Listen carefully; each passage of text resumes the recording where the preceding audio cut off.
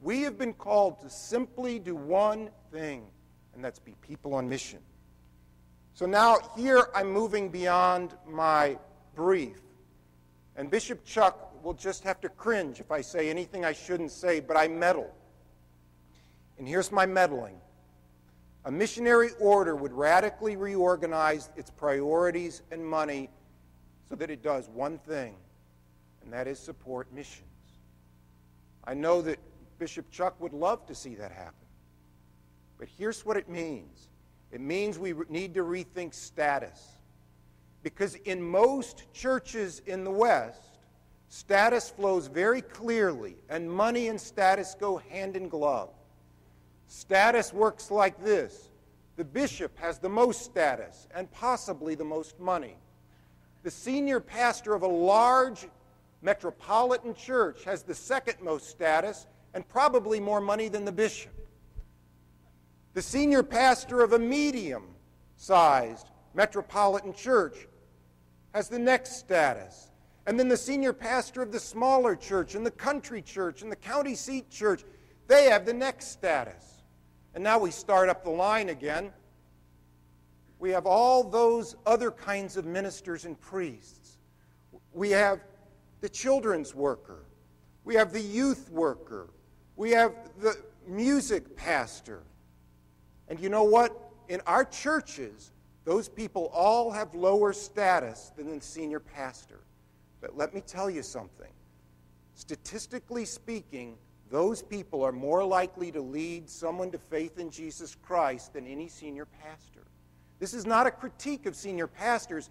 It's an awareness that if you want to focus on being missional, you need to create status and money that rewards people for being evangelists and missionaries. And it'll put fire under the feet of the senior pastors if you say to them, you know, the youth worker has led 40 teenagers to Christ this year, Pastor. What have you done? And by the way, we paid you 3x what we paid the youth pastor who works part-time. Pastor, what have you done? We need to completely invert the pyramid so that people who are on the front lines leading people to faith in Jesus Christ, and I hope to God it is senior pastors of large metropolitan churches, are the ones that missionary orders honor with status and money. Now, Jesus Christ will honor them anyway, but I think we who are committed to a missionary order need to understand that it is almost impossible to lead someone to faith in Jesus Christ after the age of 16 if a deep seed of faith has not been planted prior to that time. Almost everyone who comes to faith in Jesus Christ heard the gospel before they were 16. That means it was their mother, their grandmother, and their children's minister who planted the seeds of faith. We need to lift those people up. The second thing I would say, can I get an amen from anybody, or are there only senior pastors? Thought maybe there were only senior pastors here and I was about to be ridden out of town on a rail. The second thing I need to say is even below the status of the children's pastors and the youth pastors is the church planter. In most places, the church planter is now lost to the world. That couple who have gone out into northern parts of Michigan, that couple who's gone into some obscure part of Montana or into the inner city of Chicago or LA or Manhattan or possibly even parts of Wisconsin, has disappeared from the center of the empire. Because we all know in churches, the empire is controlled by the big pastors who are good and godly men. I'm not questioning that. But the empire, the court, the place you dance is when the big churches gather. And what happens to the pastor who's given up all of his salary, all of his prestige, moved his family to a place he doesn't know, and is planting a church among Hopis, or planting a church among inner city people, planting a church among surfers. And the people there don't know him or her. We need to lift up their status. We need to support them financially. And here's a really key part of what I want to say. There are two things going on related to being a missionary order. The first is great spiritual warfare. If you have eyes of discernment, you will have seen this week more demons and imps and devils than you will have seen in many years gathered in one place.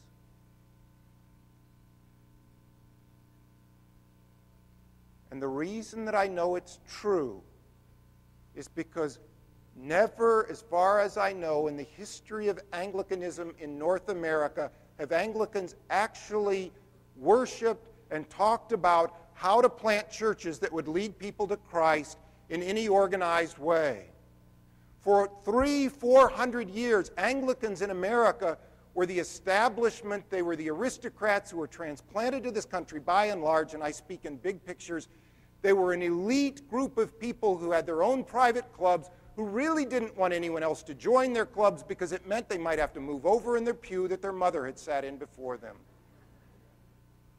But now Anglicans who care about the truth of God and have experienced the holiness, who understand the orthodoxy of the great tradition and care about holy tradition, have been sent out on mission, and they've been thrown out of their churches that have been covered by Spanish moss and have a very photogenic churchyard. And they've had to go to cafetoriums.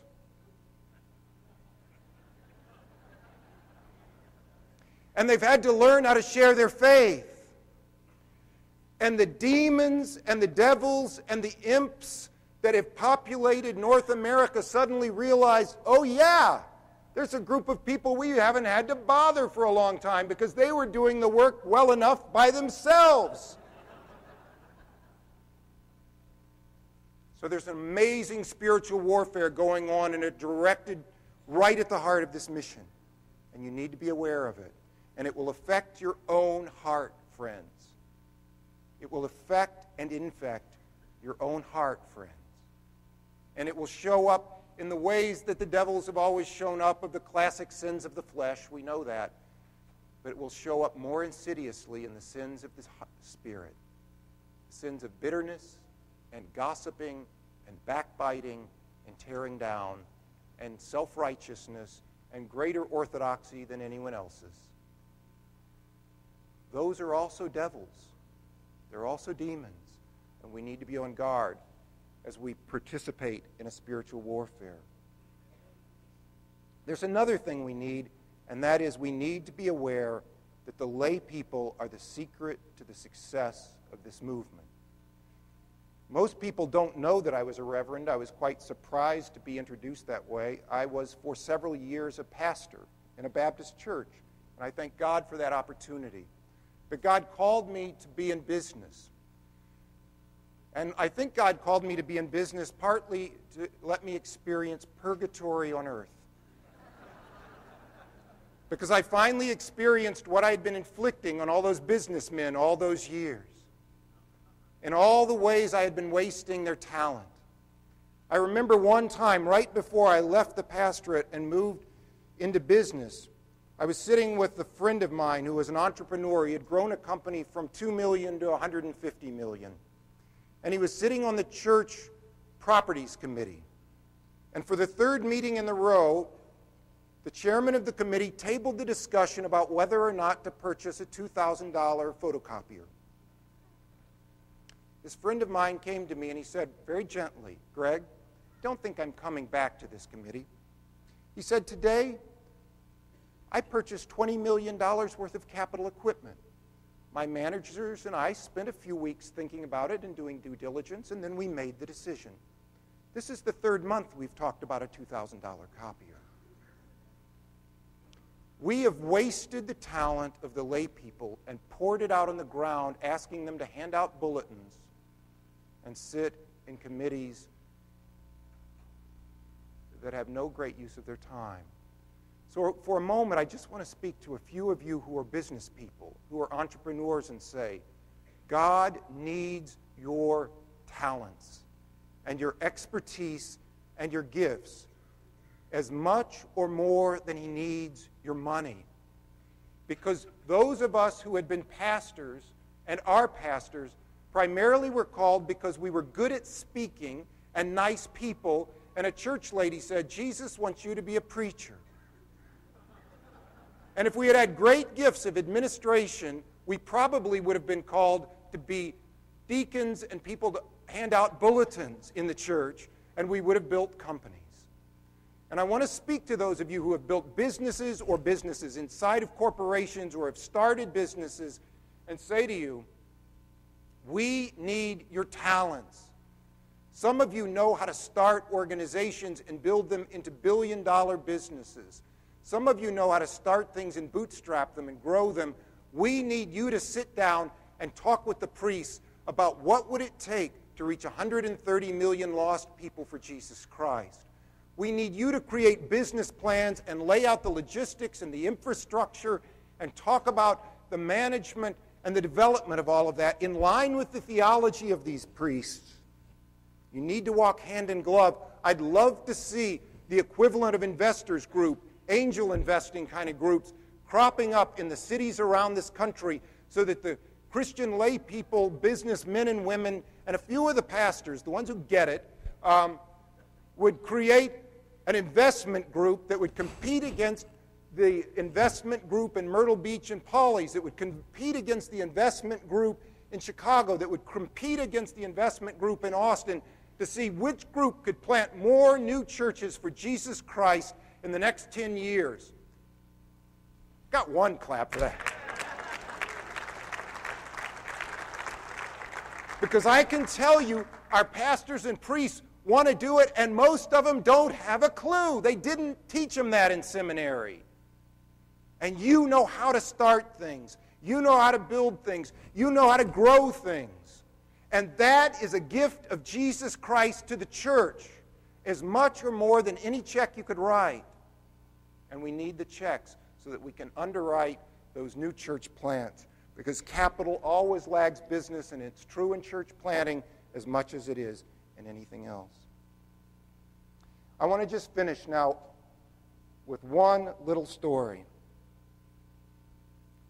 And it's the story of this.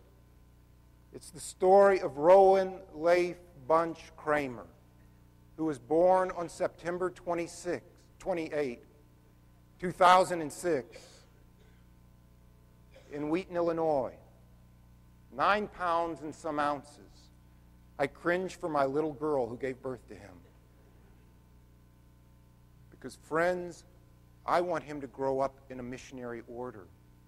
I want him to know the truth of Jesus Christ. I want him to experience the liberation that the Holy Spirit provides. I want him to understand the deposit of the faith that comes through the bishops and the creeds. I desperately want him to experience Holy Community, and I want him to march as a missionary order in evangelism and missions until one day the door that Bishop Yong mentioned opens and he sees the face of Jesus Christ. And my little baby grandson will hear, come in and sit at the table that's prepared for you, Rowan Leaf. And I want him to say the same thing to your grandchildren and your grandchildren and your great-grandchildren and your children. Because we were not the Anglican Church in America. We were the Anglican mission in America.